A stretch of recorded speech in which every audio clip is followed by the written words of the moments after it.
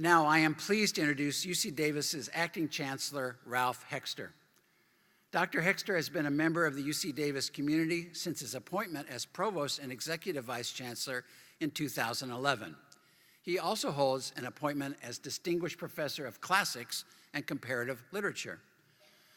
Dr. Hexter has been a strong voice for equal opportunity, diversity, and inclusion for all students, faculty, and staff here on the Davis campus. Please join me in welcoming Acting Chancellor Ralph Hexter.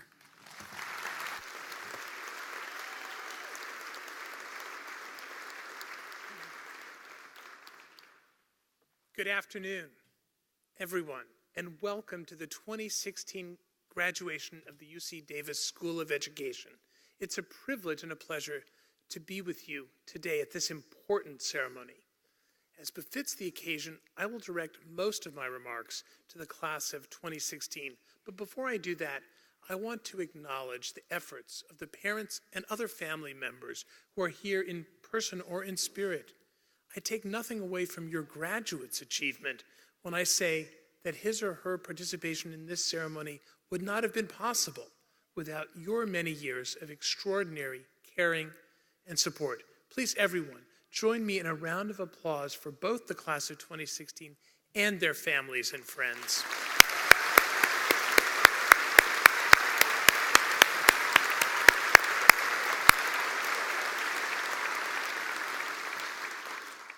Let me also acknowledge and express the university's deep gratitude to Dean Harold Levine, who will soon be stepping down as the School of Education's founding leader after 15 years. This is his last graduation as dean, but his many contributions will continue to benefit the school and the campus far into the future. Please join me in thanking Dean Levine.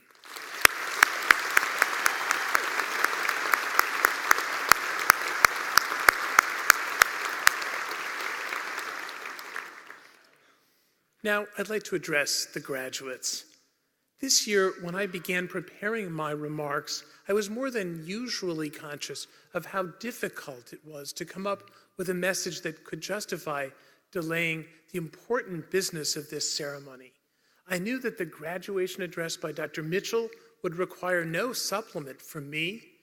I knew also that Dean Levine and our student speaker, Denise Tomasco, would do an excellent job of reflecting on your UC Davis experience and imparting valuable wisdom. I wanted very much to underscore that your getting to this day is truly a great accomplishment, because it is. But it occurred to me, too, that this topic would be well covered by my fellow speakers, and you and your families would soon tire of hearing so many people sing your praises. So I decided that I would take a decidedly different tack today and deliver a sort of anti-commencement speech. I don't mean that I've become a militant anti-graduation activist and now intend to denounce this hallowed tradition before the world. I mean only that I've decided to contribute today's ceremony in a different way. Your graduation proves that you've been working very hard for many years.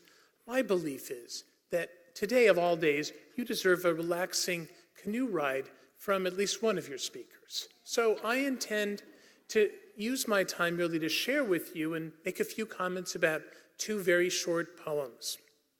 I hope you find it worth the glide.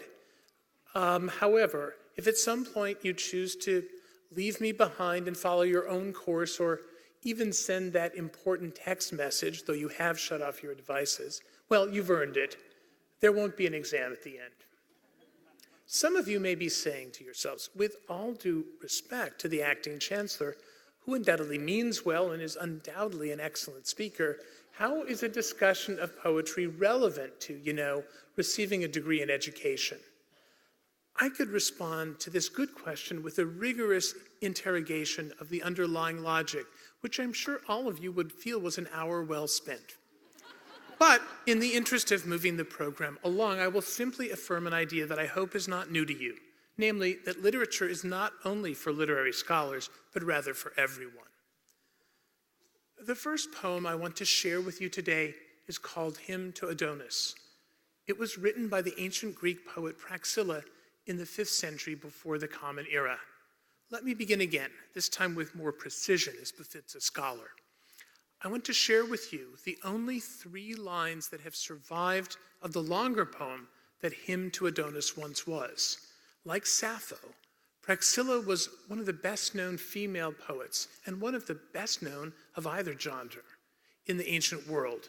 Let me read the 3 lines to you in the ancient Greek. Kaliston men ego le po phaos e elioio, deuteron astra phaena salainees te prosopon, ede kaioraios sikuos kaimela ka oknos.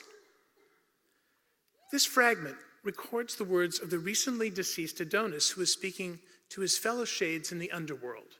Asked to name what in death he most misses about being alive, Adonis replies as follows. Finest of all the things I have left is the light of the sun. Next to that, the brilliant stars in the face of the moon, cucumbers in their season too, and apples and pears. The lines, translated here by the eminent Hellenist Bernard Knox, have historical interest for several reasons. We know little about the author, Praxilla, and this is one of only a handful of small fragments of her work that has survived the ravages of time. The main reason, and it only survived because it was quoted, and the main reason that it was quoted was for the same reason you laughed, because the central idea was thought to be ridiculous. It was ridiculous because the speaker, Adonis, likes cucumbers, apples, and pears enough to compare them to the sun, the moon, and the stars. The phrase, sillier than Praxilla's Adonis, was a widely known put-down in the ancient school. If you like cucumbers, apples, and pears a lot, perhaps as much as you like the sun, the stars, and the moon, you may wish to read the poem as a quietly revolutionary declaration of what is truly important in life. At the same time, you may be glad to have come across such exquisite lines from a poet who lived so long ago, and even wonder if this is an early example of women expressing different priorities in art than men do. We don't know if Praxilla thought Adonis was silly or not for liking cucumbers so much, so there is room for debate. The second poem I want to share is by the 19th century English Romantic poet William Wordsworth. The idea of this 12-line work is simple and straightforward. The speaker briefly describes how profoundly he has been affected by the death of his beloved, a woman named Lucy. Here's the complete poem. She dwelt among the untrodden ways beside the springs of Dove, a maid to whom there were none to praise and very few to love. A violet by a mossy stone half hidden from the eye, fair as a star when only one is shining in the sky. She lived unknown, and few could know when Lucy ceased to be, but she is in her grave, and oh, the difference to me. It was this type of poem that earned Wordsworth the textbook reputation for radically changing the content and language of English poetry in the late 18th and early 19th century. If you think of poetry as an expression of powerful emotion, if you've ever written a poem with that aim in mind, chances are you got that at least indirectly from Wordsworth and his fellow romantics. When you became an adult, you may have decided, as the modernist poet T.S. Eliot did, that this sort of poetry was overly emotional and thus rather embarrassing, perhaps as silly as Praxilla's Adonis. There's a scholarly book called The Unremarkable Wordsworth, which is an appropriate title given that Wordsworth's subjects and language are, on the surface, very ordinary.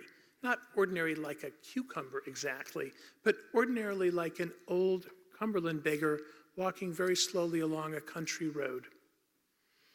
But Wordsworth takes his ordinary subjects and shows us how they are truly remarkable. It was his express intention to wake the world from its slumber, from its inability to see what was truly important. As it happened, the eminent Victorian philosopher John Stuart Mill credited Wordsworth for all the ordinariness of his poetry with changing his life. If we consider the two poems together, it's easy to see that they share more than a focus on the ordinary. I'm struck by how they challenge us to go beyond conventional wisdom.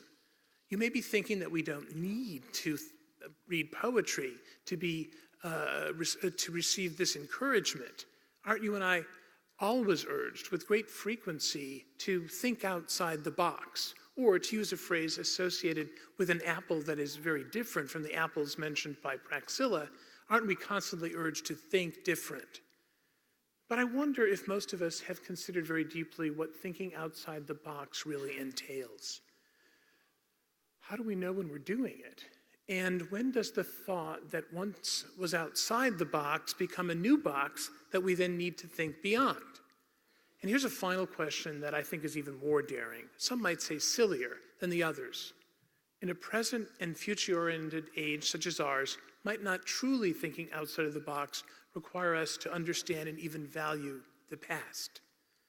Clearly, these two poems not only give us examples of thinking different, but also encourage us to engage in a particular different way of thinking. Let me explain what I mean by asking a question. What are the things in our world that we most value? By all appearances, very many of them fall under categories you hear spoken of with admiration every day. Innovation, efficiency, Forbes 500 level wealth, Beyoncé level celebrity, a lifestyle of luxury and ever-increasing convenience, and not least important, scientific and technological miracles. To be sure, there are attractive aspects to all of these things, and many scientific and technological advances have improved our lives, some of them greatly. But what happens if we frame the question as Praxilla did? What things after we die will we most regret leaving behind? We might come up with a different answer. We might even come up with an answer that is more in line with the so-called silly answer of Adonis, or the words of a speaker who mourns the death of an unremarkable person named Lucy. That is to say, we might feel that even today, there is still much to be said for many things that our age seems intent on eliminating. I'm speaking of, for example, face-to-face human interactions, of simple pleasures, and even of tradition. I'm speaking of the ability to sympathize with and value others based not only on their socioeconomic class or religious or ethnic affiliation or their resume, but also on their inherent worth as human beings and their small as well as their great virtues. I won't argue that it was an intention behind the two poems, but one thing I value in them is how they seem to say, across the centuries, have confidence in the judgments and values that come from your best self, a self that is anchored in humility, sympathy, and generosity. Don't be afraid to declare and stand up for the things and people you truly value or love. Do this even if you expect that some others or many others will call you silly or worse. Do this especially if you expect others will disagree. Today and the years ahead, you will hear many people praise your ability and your attainments. They will remind you that you have the ability to do great things. You are uniquely empowered to transform lives through your contributions as teachers, administrators, or pioneers of new policies or pedagogies that will advance your profession. I share this optimism about your future, but let me offer one final thought. While you're in the process of choosing the great things that you will do, and then while you're doing them, I think you could do worse than contemplate occasionally the two poems I've just read to you. You might even find these poems, as irrelevant as silly as they may seem, will help you do your best work and make your contributions to society even more valuable. Congratulations to the UC Davis School of Education class of 2016.